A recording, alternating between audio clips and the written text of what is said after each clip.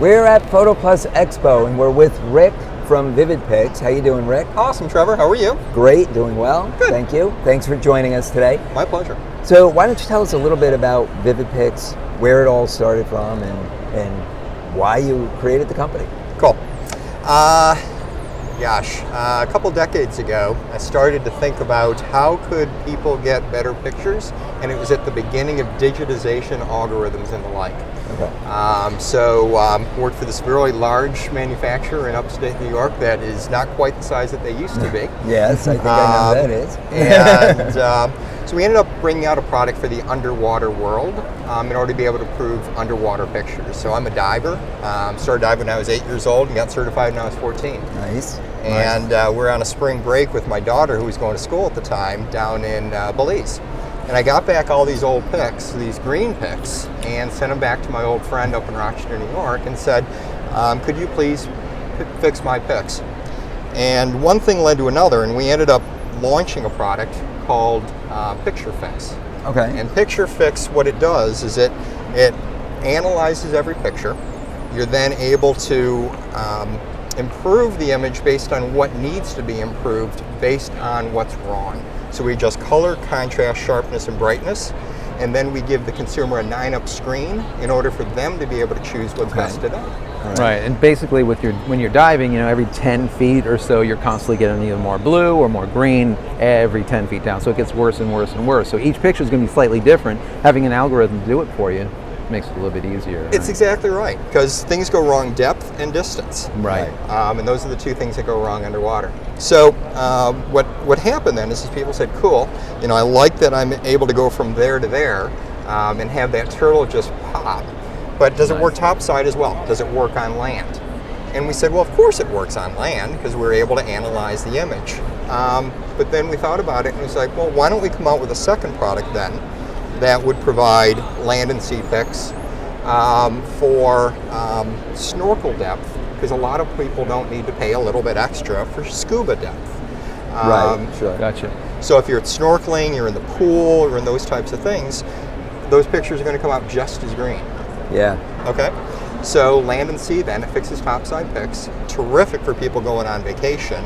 1 million people a year, for example, go to Stingray City in the Grand Cayman every year. Wow. 20 million people a year in Hawaii to snorkel. Yeah, to snorkel. Yeah, just to look at the fish, just 10 coral feet deep. and old absolutely. Coral. Yeah, absolutely. And the thing is too, when you're under the water, what you see is not really the color that's really there, right? So being able to kind of manipulate it after the fact is always a great way to do it. Because you can't color calibrate beforehand because it changes to depth and to distance. So it almost has to be done after the fact. So you need some reference or some kind of algorithm to be able to do it for you, right? You're 1,000% right. And even like auto white balance, it only gets you so far. Right. And if you're white balancing all the way around, amateurs don't want to be spending a lot of time. What's white balance? Right. Auto white balance is only going to get me so close. And then a lot of people in the underwater world, they have like filters. Well, filters are fabulous if you're exactly at the plane and the distance to the subject matter. Right. Other than that, it's not going to be perfect. So you're 1,000% right. Right, you're still going to have to go in post and try and do some tweaking. Yeah, so we created something then in order to be fast and easy to do.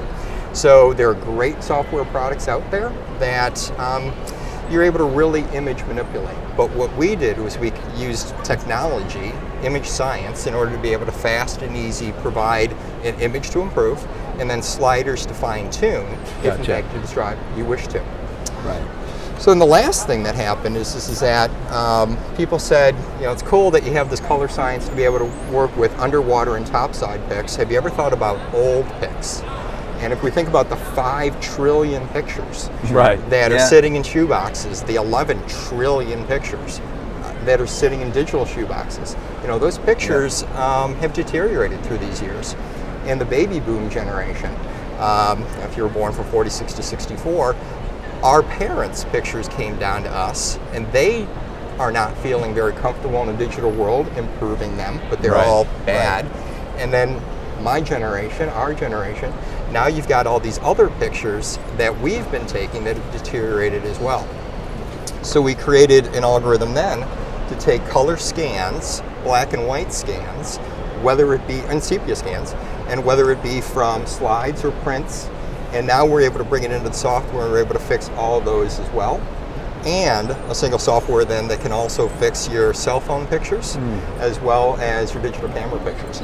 Now, we don't need any type of high-end scan, right? I mean, somebody with their home flatbed scanner can just scan in a picture and it'll take it from there. Absolutely right. Yeah, see, that's great. I know my mom, for example, she found all of my grandmother's old photos. Right. Really great stuff, and she wanted to do some of this, but of course she has no skill or knowledge with any of the Windows-based, consumer-level photo programs.